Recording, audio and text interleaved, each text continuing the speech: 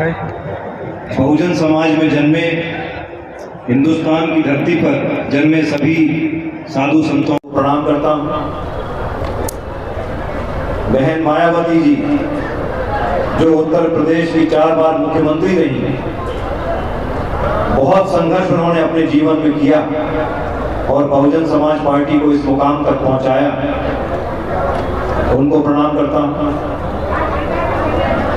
मंच पर आसीन हमारे प्रदेश के मुखिया, प्रदेश अध्यक्ष आदरणीय रमाकांत पिप्पल जी और आप सबके जाने पहचाने, जिनके ऊपर आपका अटूट भरोसा है, जिन्हें आप बेहद प्यार करते हैं और जिनको साथ रहे हैं, ऐसे मेरे पिताजी और मध्य प्रदेश के बहुजन समाज पार्टी के स्टार प्रचारक, पूर्व कैबिनेट मंत्री आदरणीय रुस्तम सिंह जी, आप सब यहाँ जितने युवा बैठे हैं, आज सब लोगों को अगर सबसे ज्यादा जरूरत इस इलाके में किसी चीज की है तो वो है रोजगार की। हर युवा चाहता है कि उसके पास एक अच्छा काम हो और वो भी महीने के 20-25 हजार रुपए कम से कम कमाए, ताकि सम्मान के साथ और सुख सुविधाओं के साथ अपना जीवन और अपना परिवार चला सके। आज भी इस पूरे इलाके में रोजगार की बहुत कमी है, उद्योगों की बहुत कमी है, लेकिन मैं आदरणीय रमेश गर्ग जी को इस बात के लिए धन्यवाद देता हूं और उनका शुक्रगुजार हूं कि आज से 25 साल, 30 साल, 40 साल पहले जब उद्योग के बारे में सोचना एक बहुत बड़ी बात होती थी, मुरैना जैसे पिछड़े और एक छोटे जिले में उन्होंने इतना बड़ा उद्योग स्थापित किया कि जो पूरे हिंदुस्तान में एक मिसाल कायम है।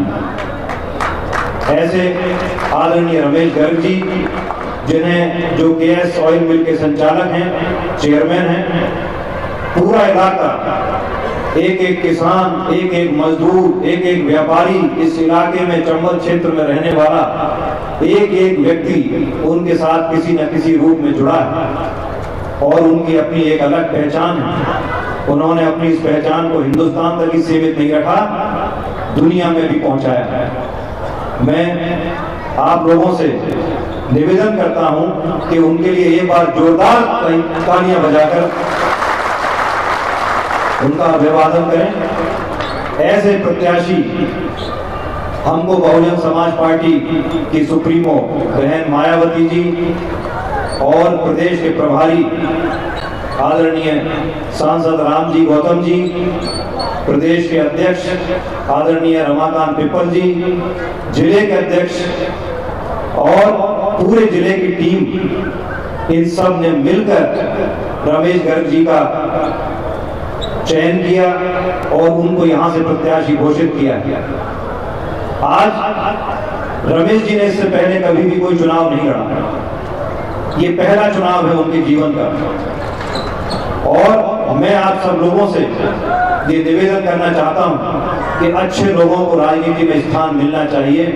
ऐसे लोग जो आपकी चिंता करें, आपके लिए कुछ कर सकें, जिनके खुद के कोई स्वार्थ ना हो, जिनका पैसे राजनीति से कमाने का कोई मन न हो, ऐसे प्रत्याशी का हम सबको मिलकर साथ देना चाहिए और उन्हें भारी ताकत देकर भारी बहुमत से जिताना चाहिए।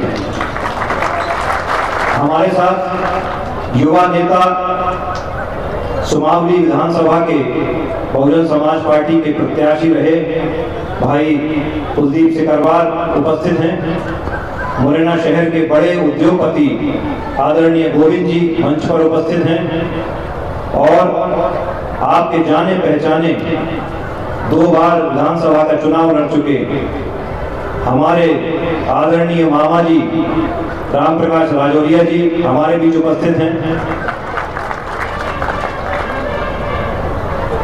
आप सबसे मेरा यही आग्रह है, चुनाव तो आते रहेंगे, जाते रहेंगे, हार जीत भी होती रहेंगी, लेकिन मैं आप लोगों से आज इस बात का वायदा करता हूं कि आप लोगों की सेवा करने का संकल्प लेकर हम राजनीति में हैं, हमारा परिवार राजनीति में है और जीवन की आखिरी सांस तक 24 घंटे आपकी सेवा में, आपके मान सम्मान के लिए हम आपके साथ खड़े हैं।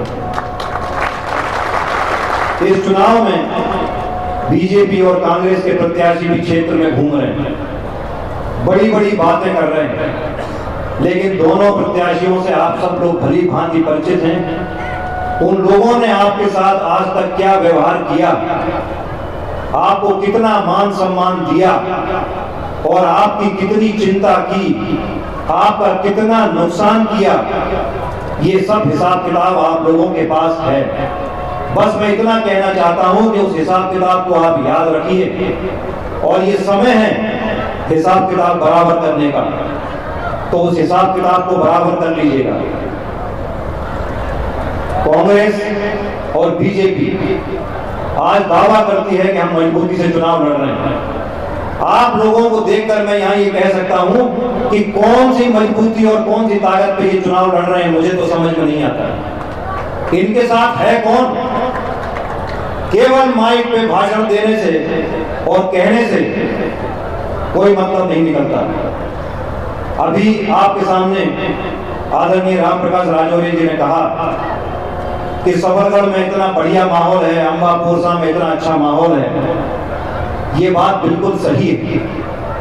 विजयपुर शिवपुर में वहां के जो कांग्रेस के बड़े नेता थे रामनिवास रावत जी, वो बीजेपी में चले गए, तो कांग्रेस का किला तो वहां वैसे ही ढह गया।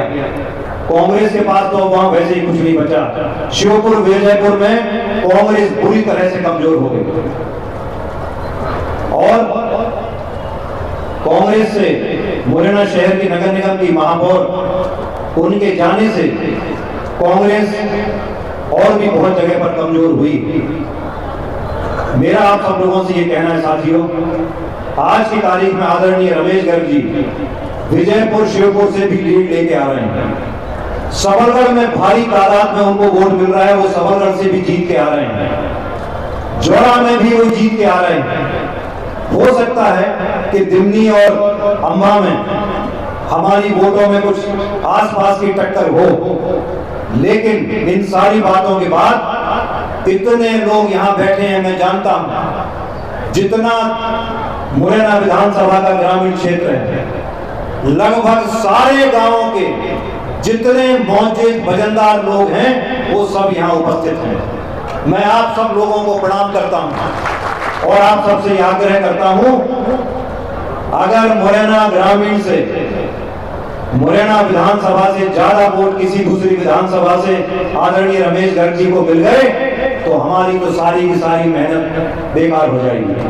तो आप लोग इस बात का भरोसा दिलाइए रमेश भाई साहब को कि आप विजयपुर भी जीत रहे हैं, शिवपुर भी जीत रहे हैं, आप सबलगढ़ भी खूब वोटों से जीत रहे हैं, आप जौरा भी जीत रहे हैं, लेकिन मुरैना विधानसभा से आप रिकॉर्ड तोड़ जीत दर्ज करेंगे और जितना वोट आपको मुरैना विधानसभा देने वाली है, बाकी की सातों विधानसभा दूसरे तीसरे चौथे नंबर पे रहेगी।